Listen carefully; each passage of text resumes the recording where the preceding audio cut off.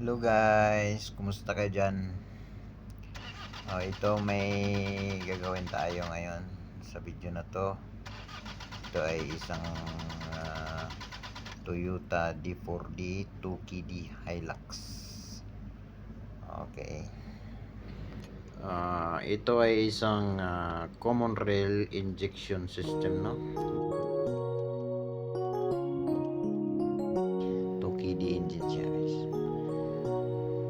Ang issue ay cranking no start, pero naka-start kanina yan sa pilitan start. Sa ating pag-check, no, nakita natin yung problema niya ay isang ang kanyang error code ay P0093/78.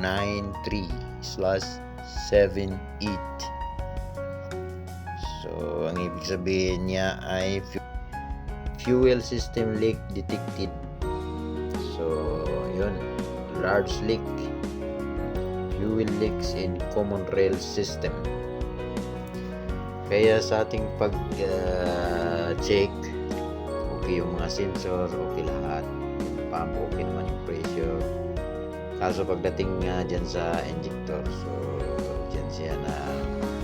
dyan natin siya nahuli. Kaya tinanggal natin yung dalawa, pinapagawa. Dalawa lang ang may tama dyan, guys. Tapos kasi sabi naman ng may-ari na kung hindi naman daw niya maano yung apat, kasi nga mahal daw yun. Kaya dalawa, tapos pinakalibrate lang muna natin. At ito ngayon, ibabalik na natin siya. So lilinisan muna natin yung kanyang pagpupwistuhan doon, kasi may mga particles yan, mga alikabok na maaaring kumakalso sa ating washer, no, sa ating injector, at magkukos ng leak.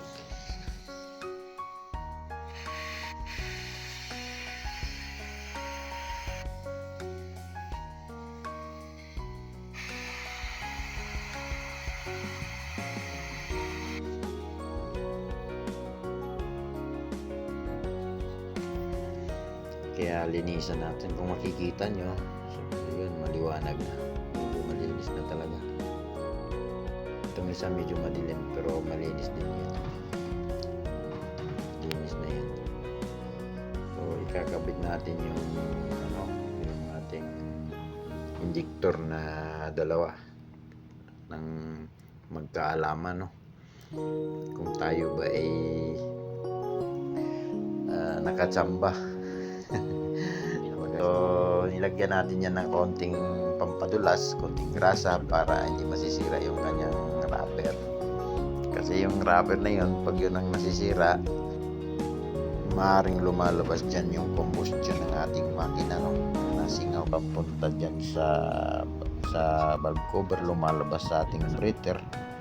Kaya mapagkamalan nating glubay pag yung rubber na yan ang naputol, yung rubber ng injector.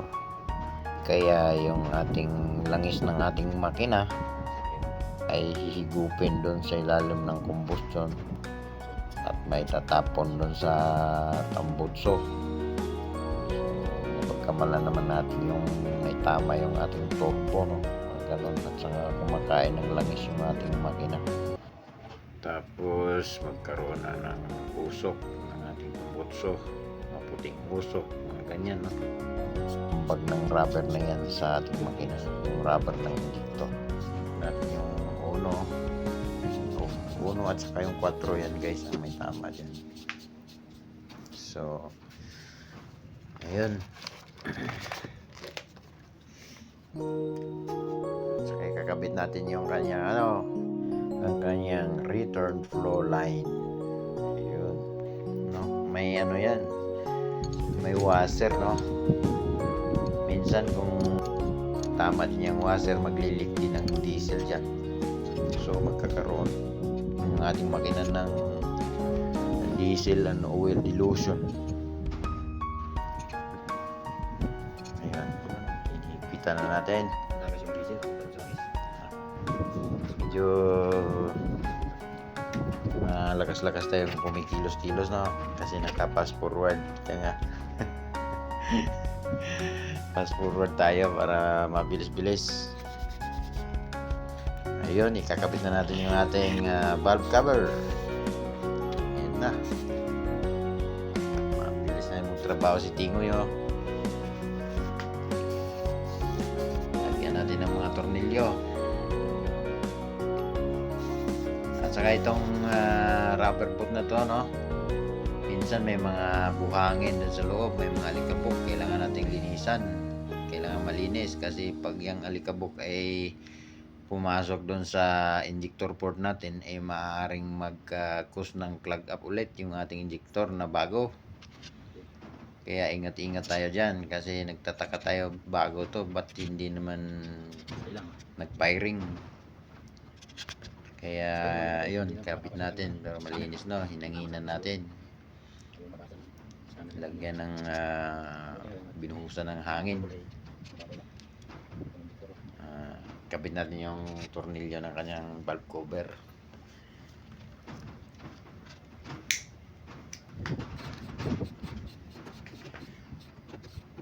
Ayan na, fast forward tayo.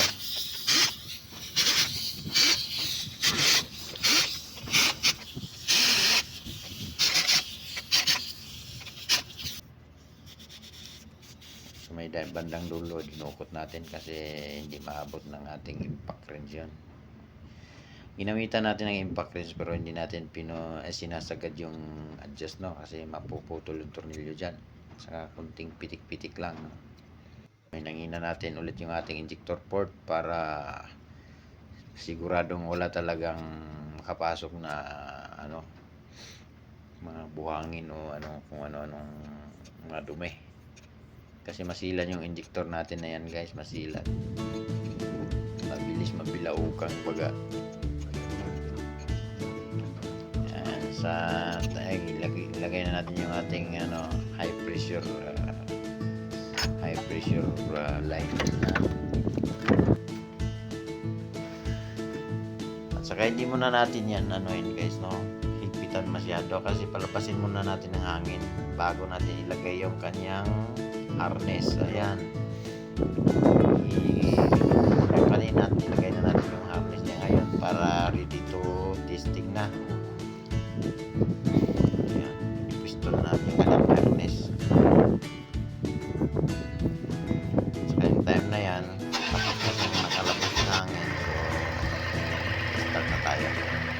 Kung mapapansin nyo kanina, halos hindi siya hindi talaga siya umaandar. So kumpara natin yun, guys, no? Kakaiba. Medyo matining-tining na. Mukhang natsambahan, guys, no? Ngayon bubuuin na natin lahat, ibabalik na natin lahat yung kanyang parts, no? Yung sensor, booster sensor niya. Yung kinabit ko na yan, guys, pag yan ang naglulo ko din, maglulo power din yung makina na yan. Kasi para iyon ang kanyang booster sensor turbo. Lahat yan, chinik natin at okay naman lang. Yun lang yung meron na yung isa, low pressure. At saka yung clip na yan, kailangan may clip yan, walang singaw. Kasi pag nagsingaw yan, guys, maaaring misfiring yung ating mga injector, no?